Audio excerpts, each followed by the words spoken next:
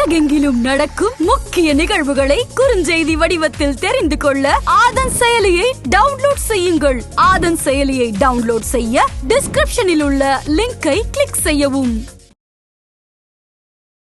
இந்த பொண்ணுக்கு வயசு 33 இருக்கும். ஒரு 26 வயசு பையனை இது சேர்த்து வச்சுக்கிடுது. என்ன சென்னைக்குள்ள சேர்த்து வச்சுக்கிட்டு அவங்க கூட சுத்த வைக்க இவங்களுக்கு நல்ல சொத்து பத்தெல்லாம் இருக்கு. இந்த பொண்ணு சரி, அவரும் சரி, அவரு ஒரு சயின்டிஸ்ட். தண்ணி அடிக்கிறாருன்னு தெரிஞ்சுக்கிட்டு நீங்க அதை நீங்க ஏத்துக்கிறீங்கன்னா உள்ள போங்க, நான் திருத்திடுவேன். அப்படி போக நல்ல மனுஷனா கொண்டு வந்துருவேன். ஆணோட பொறுப்பு சம்பாதிச்சு கொடுக்கறதோட முடிஞ்சு. ஒரு ஆணோட முதுகெலும்பு அவனோட வருமானம், தொழில். ஒரு பொண்ணோட முதுகெலும்பு அவரோட குணம். நீங்க டிவோர்ஸியா இருந்தாலும் சரி, லவ் பண்ற ஆளா இருந்தாலும் சரி, கல்யாணம் ஆனா இருந்தாலும் சரி, கல்யாணம் ஆகாத ஆனா இருந்தாலும் சரி, நான் லவ்வே பண்ணல, எனக்கு இன்னும் ஆளே இல்லை அப்படின்னு இருந்தாலும் சரி, யார் உங்கள்கிட்ட அப்ரோச் பண்ணாலும் ஃபர்ஸ்ட் உங்க ஸ்டாண்ட் என்ன? நம்ம கல்யாணம் முடிஞ்சு நம்ம ஒரு யூசபிள் திங்ஸ்ன்னு சொல்லி ஒருத்தர் ஒருத்தி நம்மகிட்ட வந்து பேசுறான்னா என்ன, what is the reason, what is profit? அதை யோசிச்சாலே அங்கேயே கட் ஆயிரும். அப்புறம் நான் லைன்ல போய் சொல்லுங்க சார் எனக்கு ஞாபகம் இருக்கா, ஒரு மாசத்துக்கு முன்னாடி வெரிஃபிகேஷன் பார்த்து கொடுத்தீங்களா? ஆமா சார். சொல்லுங்க சார், இப்போ அந்த பொண்ணு இன்னொருத்தவங்க கூட பேசிக்கிட்டு இருக்கா சார் ஃபோனில். நான் இப்போ தான் சார் பார்த்தேன், எனக்கு கைகாலெலாம் நடுங்கிடுச்சு, அதான் சார் உங்களை கூப்பிட்டேன். இது நான் முதலே சொன்னேன்ல, இந்த இடத்துலையும் பார்ப்போம். ஆதன் நியூஸ் நேயர்களுக்கு வணக்கம். திருமண உறவு அப்படிங்கிறது ரொம்ப புனிதமானதாக பார்க்கப்படுகிறது நம்ம கலாச்சாரத்தில். அந்த திருமண உறவுல நிறைய விரிசல்கள் ஏற்படுது. அதுக்கு காரணம் என்னன்னு பார்த்தீங்கன்னா, ஒருத்தருக்கு ஒருத்தர் இருக்கிற அந்த உண்மை இல்லா தன்மை அப்படின்றது மெயின் காரணமாக சொல்லப்படுது, ஈகோயிசம். ஸோ இதெல்லாம் எப்படி களையிறது, தம்பதிகள் எப்படி இருக்கணும், நம்மளுடைய வாழ்க்கை எப்படி கொண்டு போகணும், அதை பற்றி அவங்களுடைய அனுபவபூர்வமான நிறைய விஷயங்களை நம்ம கூட பகிர்ந்துக்க வந்திருக்கிறாங்க ஸ்பைக்கிங் டிடெக்டிவ் ஏஜென்சியினுடைய சிஇஓ தீரன் மணி அவர்கள். வாருங்கள் பேசுவோம். வணக்கம் சார். வணக்கம். ஒரு நீண்ட இடைவெளிக்கு பிறகு திரும்பவும் நாங்களும் மீட் பண்றேன். இப்போ இருக்கிற காலகட்டத்தில் ஆண்களை விட பெண்கள் தான் ரொம்ப அலர்ட்டா இருக்கணுமா சார்? ஏன்னா அதிக ஏமாந்துட்டாங்க அப்படின்னா பெண்களுக்கும் அவங்கள சார்ந்த குடும்பங்களுக்கும் தான் ரொம்ப மிகப்பெரிய ஒரு பாதிப்பு அப்படின்னு சொல்லலாமா? ஏன் அப்படின்னா, இப்ப நம்மளோட கலாச்சாரமே தமிழ் கலாச்சாரம்னே வச்சுக்கிடுவோமே. தமிழ் கலாச்சாரத்துல ஏன் பெண்களை பாதுகாப்பா வச்சிருந்தாங்க? முன்னாடி குடும்பத்தோட கௌரவமே அவங்க கிட்ட தான் இருக்கு அப்படின்ற மாதிரியான விஷயங்கள்லாம். இப்போ ஆண்களை பற்றி குறையா பேசணுமோ, மட்டமா பேசணுமோ, இலக்காரமாக பேசணுமோன்றது என்னோட எண்ணம் கிடையாது. ஆனால் ஒரு ஆணை விட ஒரு பெண்ணுக்கு வலிமை அதிகம். மன வலிமைன்றதை விட, இப்போ உதாரணம் சொல்கிறேனே, ஒரு ஆண் கல்யாணம் முடிச்சாச்சு, கல்யாணம் முடிச்சுட்டு வீட்டுக்காரம்மாக்கு தெரியாமல் ஒரு கீப் வச்சிருக்காரு, அந்த கீப்புக்கு தெரியாமல் ஒரு ப்ராஸ்டியூட்ட போகிறாரு. சரியா? இது எப்படியோ ஒரு நாள் தெரிஞ்சிருச்சு, இந்த பொண்ணுக்கு தெரிஞ்சிருச்சு, ஏஜென்ட் மூலியமா ஏதோ மூலியமா கண்டுபிடிச்சிட்டாங்கன்னு வச்சுக்கிடும். இப்ப இந்த ஆணை என்ன செய்வாங்க? இந்த பொண்ணு வீட்டாரும் சரி, இந்த பையன் வீட்டாரும் சரி, என்ன செய்வாங்க? அந்த தூக்குல போட்டுருவாங்களா? அடிப்பாங்க. தெரிஞ்ச வரைக்கும் அடிப்பாங்களோ இல்ல புத்திமதி சொல்லுவாங்க. அவங்களோட அதிகபட்ச டார்கெட் என்ன? குடும்பத்தை இப்படி நல்ல குடும்பம், பிள்ளைகளை வச்சுட்டு இப்படி போயிடாதப்பா அப்படின்னு சொல்லி. ஏன்னா ஒரு வயது முதிர்ந்த ஒரு ஆள் அடிக்கிறதுக்கெல்லாம் முடியாது. புத்திமதி சொல்லுவாங்க, அழுவாங்க, எமோஷனலா பேசுவாங்க, திருப்பி ரெஸ்கியூ பண்றதுக்கு தான் ட்ரை பண்ணுவாங்க. கரெக்டா? இது ஆண். ஒரு பெண் எடுத்துக்கிறோம். ஒரு பெண் கணவரை விட்டுட்டு இன்னொருத்தர் கூட தொடர்புல இருக்கு, இன்னும் 2-3 பேர் கூட தொடர்புல இருக்கு. இது ஒரு நாள் தெரிய வருது. இப்ப இந்த பொண்ணை இப்ப என்ன செய்வாங்க? ஆமா, நீ இனிமேலாம் இப்படி பண்ணாத, நம்ம குடும்பத்துக்கு அழகு கிடையாதுன்னு சொல்லுவாங்களா? அந்த பொண்ணை பார்க்கிற விதமே மாறிடும். அது ஒரு குடும்ப பொண்ணாவே பார்க்க மாட்டாங்க. கண் பார்வையில இருந்து, சொசைட்டில இருந்து எல்லாருமே அதை ஒரு முத்திரை குத்திடுவாங்க. இதுக்கு காரணம் என்ன அப்படின்னா, இந்த பெண்ணுக்கு தான் அதிகபட்ச பொறுப்பு இருக்கு. ஆணோட பொறுப்பு சம்பாதிச்சு கொடுக்கறதோட முடிஞ்சு. ஒரு ஆணோட முதுகெலும்பு அவனோட வருமானம், தொழில். ஒரு பொண்ணோட முதுகெலும்பு அவரோட குணம். ஒரு ஆண் என்னைக்கு சம்பாதிக்கலையோ அவன் வேஸ்ட். சம்பாதிக்காத ஆண் பயன் இல்லாத. ஒரு பொண்ணு எப்ப குணமா இல்லாம போச்சோ அதுவுமே வேஸ்ட். ஏன் இந்த பொண்ணை ஏத்துக்க முடியாது அப்படின்னா, அப்புறம் அந்த சந்ததியே இதை மாதிரி வளர்த்துருவாங்களோ அப்படின்ற பயத்துலதான் ஏத்துக்க மாட்டாங்க. அப்ப அதிபதீத சக்தி யாருக்கு இருக்கு? ஒரு ஆணை மன்னிச்சு ஏத்துக்கிறோம்ல. ஏன்னா இவனால ஒன்னும் பிரயோஜனம் கிடையாது. அப்பா உன்னை இனிமே கண்ட்ரோலா வச்சுப்பேன் அப்படின்னு கண்ட்ரோல் பண்ணிக்கலாம். ஒரு பொண்ணை வந்து கண்ட்ரோலில் வைக்கவே முடியாது. அப்படி தவறி போயிட்டா அது பெரிய ஒரு இம்பாக்டை உருவாக்கிடும். அந்த குடும்பத்திலே அந்த குடும்பமே அந்த கூடே வந்து கொலாப்ஸ் ஆன மாதிரி ஆயிடும். இப்போ ஒரு பெண், இப்போ எனக்கு ஆஸ்திரேலியா கிளைண்ட்டு 12 வருஷம் ஆச்சு அவங்க வந்து கல்யாணம் ஆகி ஒரு பெண் குழந்தை இருக்கு. அவங்க வந்து தஞ்சாவூர் டிஸ்ட்ரிக்டை சேர்ந்தவங்க. இவங்க 2 பேரும் ஆஸ்திரேலியா தான்.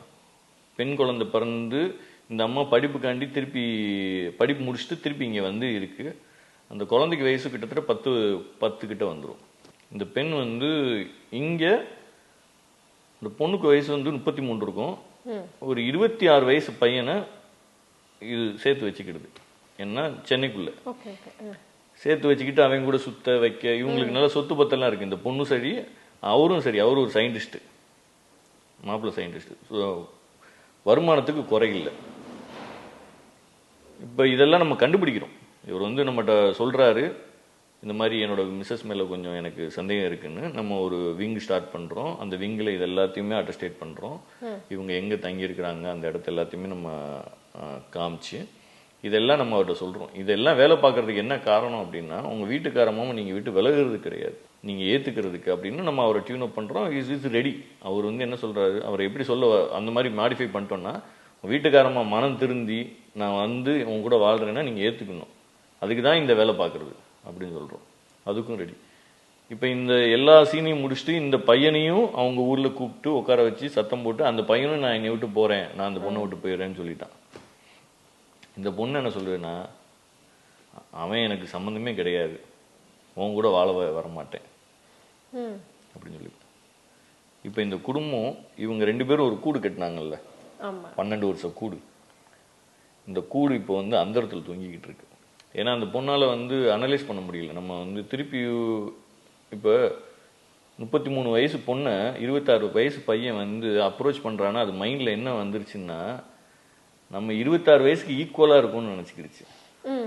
ஆனா அவனோட உண்மையான நிலைமை என்னன்னா, அவனுக்கு இப்போ வந்து பிசிக்கல் நீடு தேவை, பிளெக்சிபிலிட்டியா செலவு பண்றதுக்கு ஒரு ஏடிஎம் தேவை. இவ்வளவுதான் அவன் தேவை. அவன் விட்டுட்டு போயிட்டான். இப்ப வான் பண்ணவன என்ன செஞ்சான், லெஃப்டடு. எனக்கு அந்த பொண்ணுக்கு எந்த சம்பந்தமும் கிடையாது, நான் எங்க வேணாலும் சொல்றேன்னு கிளம்பி போயிட்டான். இப்ப இந்த பொண்ணு அதை உணராதனால இன்னும் இழுத்துக்கிட்டு தான் இருக்கு. இன்னும் அந்த பிரச்சனை போய்கிட்டு தான் இருக்கு. ஆமா, இது பிரச்சனைன்னு சொல்ல முடியாது, ஒரு புரிதல் இல்ல. நம்ம எந்த குடும்பத்துல இருக்கோம், நம்ம கூடு என்ன, நம்ம கூடுக்கு தான் இருக்கணும், அந்த புரிதல் இல்லாதனால அது தூங்கிக்கிட்டு இருக்கு.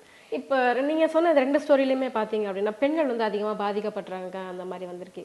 இப்போ என்னுடைய கொஸ்டின் என்ன அப்படின்னா, இப்போ நிறைய பெண்களுமே பாத்தீங்க அப்படின்னா ஆண்கள் வந்து அபியூஸ் பண்றாங்கன்னு சொல்ல முடியும். அவங்களுடைய பணத்துக்காக, அவங்களுடைய வேலைக்காகவும், அவங்களோட சொத்து பத்து அவங்களுக்காகவும் சரி பழகுறாங்க, கூட சுத்தனை மட்டும் நல்லா சுத்திக்கிறாங்க, நல்லா பணம் வாங்கிக்கிறாங்க, தேவையான நீடு மட்டும் வாங்கிக்கிறாங்க. அப்புறம் கடைசியில ஒரு நாள் வந்து நம்ம பிரேக்கப் பண்ணிக்கலாம் அப்படின்ற மாதிரி அந்த இதுல போயிடுறாங்க. ஸோ ஆணாகட்டும் பெண்ணாகட்டும் 2 பேருமே வந்து ஈக்குவலா தான் வந்து இதுல பாதிக்கப்படுறாங்கன்னு சொல்ல முடியும். தனியா இருக்கிற ஆண்களாகட்டும், தனியா இருக்கிற குறிப்பா பெண்களாகட்டும், விடோவர் ஆகட்டும், டிவோர்ஸி ஆகட்டும், ஸோ அவங்கெல்லாம் வந்துட்டு தன்னை எப்படி கரெக்டா பாதுகாத்துக்கலாம் சார்? ஒரு புதுசா ஒரு ஆண் நம்ம கிட்ட பேச வராங்க, இல்ல புதுசா ஒரு பெண் நம்ம கிட்ட பேச வராங்க அப்படின்னா அவங்களுடைய வரையறை என்னவாக இருக்கணும்? இல்ல அதுதான், இப்ப நீங்க கமிட்டடு நான் கமிட்டட் இவ்வளோதான் விஷயம். நீங்கள் டிவோர்ஸியாக இருந்தாலும் சரி, லவ் பண்ணுற ஆளாக இருந்தாலும் சரி, கல்யாணம் ஆனா இருந்தாலும் சரி, கல்யாணம் ஆகாத ஆனா இருந்தாலும் சரி, நான் லவ்வே பண்ணலை, எனக்கு இன்னும் ஆளே இல்லை அப்படின்னாலும் சரி, யார் உங்கள்கிட்ட அப்ரோச் பண்ணாலும் ஃபஸ்ட்டு உங்கள் ஸ்டாண்ட் என்ன, நீங்கள் யார், நான் இன்னும் யாரையும் லவ் பண்ணல, நீங்கள் லவ் பண்ணிக்கலாம், இது ஒரு ஸ்டாண்ட். கரெக்டாக நான் ஒருத்தர் லவ் பண்ணுறேன், அதனால லவ்வுக்கு இங்கே இடம் கிடையாது, இது ஒரு ஸ்டாண்ட். இது ஜென்யூன் ஸ்டாண்ட். இந்த தைரியமான ஸ்பீச் என்னைக்கு சொல்லணும், நம்ம தான் சொல்லணும். இப்போ நம்மளை ஏமாத்திட்டாங்க அப்படின்னா, அதாவது அந்த பழைய பழமொழி சொல்லுவாங்க, ஊசி இடம் கொடுக்காம நூல் நுழையாது அப்படின்னு. நீங்க சொல்லிட்டீங்கன்னா அது அங்கேயே முடிஞ்சிடும், டிராபிக்கே கிடையாது. நீங்க டிராபிக் ஏற்பட்டு அப்புறம் ஆக்சிடென்ட் ஆகி அப்புறம் நீங்க ஆம்புலன்ஸுக்கு போறதுக்கு டேக் டைவர்ஷன் போட்டா திரும்பி போய்கிட்டே இருப்பான். கரெக்டு தானே? இது வந்து இளம் வயதில் இருக்கு. கல்யாணம் முடிஞ்சவங்க, கல்யாணம் முடிஞ்சு தன்னை ஒருத்தன் கல்யாணம் முடிஞ்சது தெரிஞ்சும் ஒருத்தர் விரும்புறா அப்படின்னு சொல்றாங்கன்னா, அவங்களுக்குள்ள ஒரு என்ன வந்துடும்னா, கல்யாணம் முடியாத ஒருத்தி நம்மளை கல்யாணம் முடிஞ்சுன்னு தெரிஞ்சு விரும்புறாங்கன்னா நம்ம ரொம்ப பெரிய பேரழகி அப்படின்ற எண்ணம் தேவை கிடையாது. நம்மளோட அதுக்குதான் 6ஆம் அறிவுன்னு கொடுத்துருக்கு. அந்த அறிவுல யோசிக்கணும். நம்ம கல்யாணம் முடிஞ்சு நம்ம ஒரு யூசபிள் திங்ஸ்ன்னு சொல்லி ஒருத்தர் ஒருத்தி நம்மகிட்ட வந்து பேசுறான்னா என்ன, what is the reason, what is profit, அதை யோசிச்சாலே அங்கேயே கட்டாயிரும். கரெக்டு தானே? கண்டிப்பா கண்டிப்பா. அதை யோசிக்காம அது அந்த புகழ்ச்சிக்கு அடிமையாகும்னு சொல்லுவாங்கல்ல, அதுல அடிமையாகி, அதாவது போர்ல இழந்தவங்களோட புகழ்ச்சியில இழந்தவங்க தான் அதிகம்.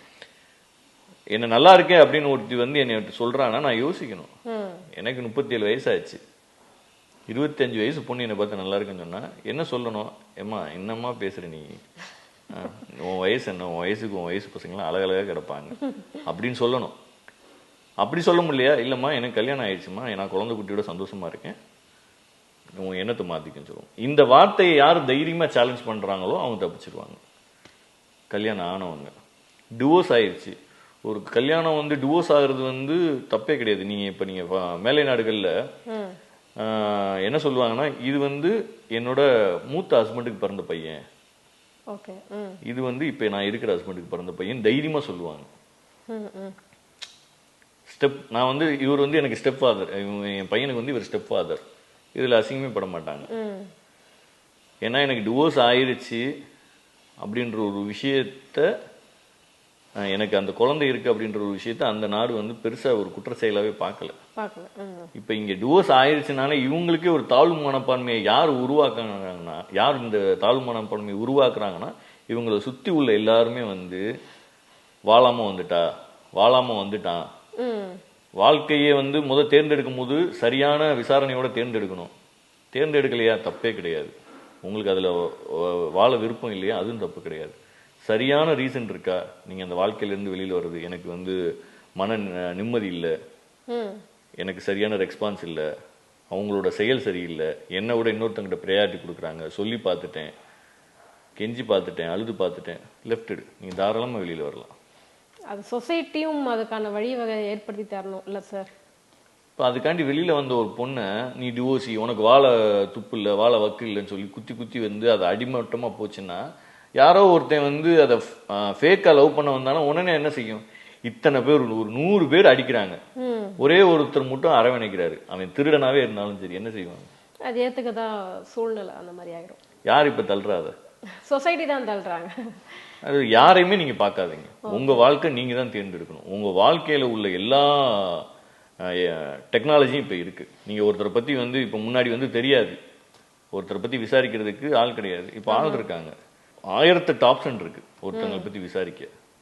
டைம் ஸ்பேஸும் அவங்களுக்குள்ள பொறுமையும் இருந்தா போதும். கண்டிப்பா ஒருத்தரை பத்தி நல்ல தீவிரமா விசாரிச்சு அவங்க நம்ம வாழ்க்கைக்கு அடாப்ட் ஆவாங்களா ஆக மாட்டாங்களான்ற இருமுகமா பார்த்து, எல்லா மனிதனுக்கும் 2 முகம் இருக்கு, 2 முகத்தையும் பார்த்துதான் நம்ம முடிவு எடுக்கணும். அதையும் எடுக்க விடாம அர்ஜென்ட்டா உனக்கு டிவோர்ஸ் ஆயிடுச்சு, இப்போ டிவோர்ஸ் ஆன ஒரு பொண்ணு வந்து ஒரு பையன் விரும்புறாரு, அவர் என்ன நோக்கத்துக்கு விரும்புவாரு? நீங்க ஒரு டிவோர்ஸ் ஆன ஒரு பொண்ணை ஒரு ஃபர்ஸ்ட் மேரேஜ் பையன் விரும்புறான்னா என்ன நோக்கமா இருக்கும்? காமம் தான் காரணமாக இருக்கும். காமம், பொருளாதாரம். இந்த பையனுக்கு ஏதாவது வீக் இருக்கலாம். ஆமா, புரியுதுல்ல? என்கிட்ட இப்போ ஒரு 50 லட்சம் ரூபாய் இருக்கு, சரியா? நான் 50 லட்சம் ரூபாய்க்கு போய் புது கார் வாங்க போறேன் அப்படின்னு வச்சுக்கிடுவோம். அதே காரு 10 லட்சம் ரூபாய்க்கு சந்தையில இருக்கு, அதை யாரோ ஓட்டினவங்க. என்கிட்ட நான் இப்ப ரூபா இருக்கு, நான் என்ன சூஸ் பண்ணுவேன்? புது வண்டி தான் எடுப்பேன். ரூபா இல்லாதவங்க என்ன செய்வாங்க?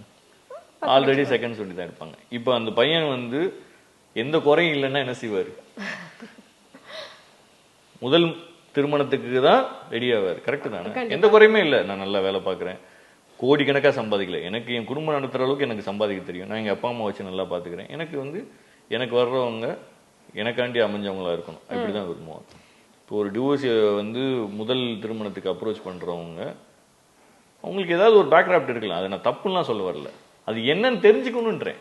நோ டிராபிக்னு ஒரு இருக்குல்ல, இந்த பாதை வந்து எங்க போகணும் ஒரு மேப்பை பார்த்து போறது வேற, கண்ணை மூடிட்டு போகாதீங்க, அது எங்க வேணாலும் போய் விடலாம். பார்ட்னரை பத்தி முழுசா தெரிஞ்சுக்கிட்ட பிறகு மேரேஜ் லைஃப்குள்ள போனா லைஃப் செக்யூர். செக்யூர். கண்டிப்பா. தண்ணி அடிக்கிறாருன்னு தெரிஞ்சுக்கிட்டு நீங்க அதை நீங்க ஏத்துக்கிறீங்கன்னா உள்ள போங்க. நான் திருத்திடுவேன், அப்படி போக நல்ல மனுஷனா கொண்டு வந்துருவேன். இப்ப நிறைய பேர் அப்படிதான் எடுத்துக்கிட்டு இருக்காங்க, நான் திருத்தி கொண்டு வந்துருவேன். இதுல இப்போ உள்ள ட்ரெண்ட் என்ன அப்படின்னா, எனக்கு ப்ரீ மேரிட்டல் வெரிஃபிகேஷன். அந்த பையன் வந்து குஜராத், அந்த பையன் வந்து குஜராத்தில் இன்ஜினியராக இருக்காரு. அவர் எனக்கு ப்ரீ மேரிட்டல் வெரிஃபிகேஷனுக்கு ஒரு பொண்ணோட லிஸ்ட் அனுப்புறாரு. நம்ம வெரிஃபை பண்ணுறோம். வெரிஃபை பண்ணிட்டு நம்ம என்ன சொல்கிறோன்னா, அந்த பொண்ணு வந்து பெங்களூரில் வேலை பார்க்குது, வீடு வந்து சேலம். நம்ம 2 இடத்துக்குமே விங் பண்ணுவோம். நம்ம அப்படிதான் சொல்கிறோம். நம்ம வந்து எல்லாமே தரவாக பார்ப்போம் அப்படின்றோம். அவர் எக்கனாமிக்கில் என்ன சொல்கிறாருன்னா, இல்லை சார் வீடை பற்றிலாம் எனக்கு ஒன்றும் பிரச்சனை இல்லை, பெங்களூர் மட்டும் பாருங்க அப்படின்றாரு. இல்லை சார், அதாவது இங்கே உள்ளதே மேட்ச் பண்ணாதான் என்னன்னு புரியும். ஒரு விஷயம் பார்த்தா நம்மளுக்கு புரியாது அப்படின்ட்டு. இல்லை அவங்க அப்பா அம்மா மட்டும் எப்படி தெரிஞ்சா போதும் சார், பொண்ணுகிட்ட நான் பேசிக்கிட்டு தான் சார் இருக்கேன் அப்படின்ட்டாரு. அப்போ நம்ம ஒரு லெவலுக்கு மேலே நம்ம கிளைண்ட்ட அப்ரோச் பண்ண முடியாது, அவங்க அக்னாலஜ்மெண்ட் இல்லாமல். சரின்னு சொல்லிட்டு வீடை விசாரிச்சோம். வீடு எல்லாமே ஓகே தான், அப்பா அம்மா எல்லாமே ஒரு நல்ல குடும்பத்தில் உள்ளவங்க தான். நம்ம கொடுத்துட்டோம். அதில் கீழே மென்ஷன் பண்ணிட்டோம், இந்த என்கொயரி வந்து ஹோம் டவுனில் மட்டும்தான், ஒர்க் டவுனில் கிடையாது, அங்கே என்ன நடந்தாலும் அதுக்கு நம்ம பொறுப்பு கிடையாதுன்னு எழுதி கொடுத்து கல்யாணமும் முடிஞ்சிருச்சு. இப்போ ஒரு ஆக்சுவலி நியூ இயர்க்கு அடுத்த நாள் 2ஆம் தேதி எனக்கு ஒரு 20 ஃபோன் வந்துச்சு. நான் இன்னொரு கேஸில் இருந்ததுனால ஆஃபீஸ்க்கு கனெக்ட் ஆகி அவர் பேர் சொல்ல விரும்பல, அவர் கூப்பிட்றாரு சார் அர்ஜென்டா அப்படின்னு. அப்புறம் நான் லைனில் போய், சொல்லுங்கள் சார். சார் எனக்கு ஞாபகம் இருக்கா, ஒரு மாதத்துக்கு முன்னாடி வெரிஃபிகேஷன் பார்த்து கொடுத்தீங்களா? ஆமாம் சார், சொல்லுங்கள் சார். இப்போ அந்த பொண்ணு வந்து இன்னொருத்தவங்க கூட பேசிக்கிட்டு இருக்கா சார் ஃபோனில், நான் இப்போ தான் சார் பார்த்தேன், எனக்கு கைகாலெலாம் நடுங்கிடுச்சு, அதான் சார் உங்களை கூப்பிட்டேன் அப்படின்னு. ஐயோ, நான் முதலே சொன்னேன்ல 2 இடத்துலையும் பார்ப்போம். இப்போ அவர் என்ன சொன்னார்னா, கல்யாணத்துக்கு நான் 50 லட்ச ரூபா செலவு பண்ணிட்டேன் சார். நான் அந்த பையன் இன்ஜினியர், நான் இந்த ஃபீஸ் ஒன்றுமே இல்லை, நான் கொடுக்காம போனது இப்போ பெரிய தப்பு சார். இப்போ என்ன சார் செய்கிறது?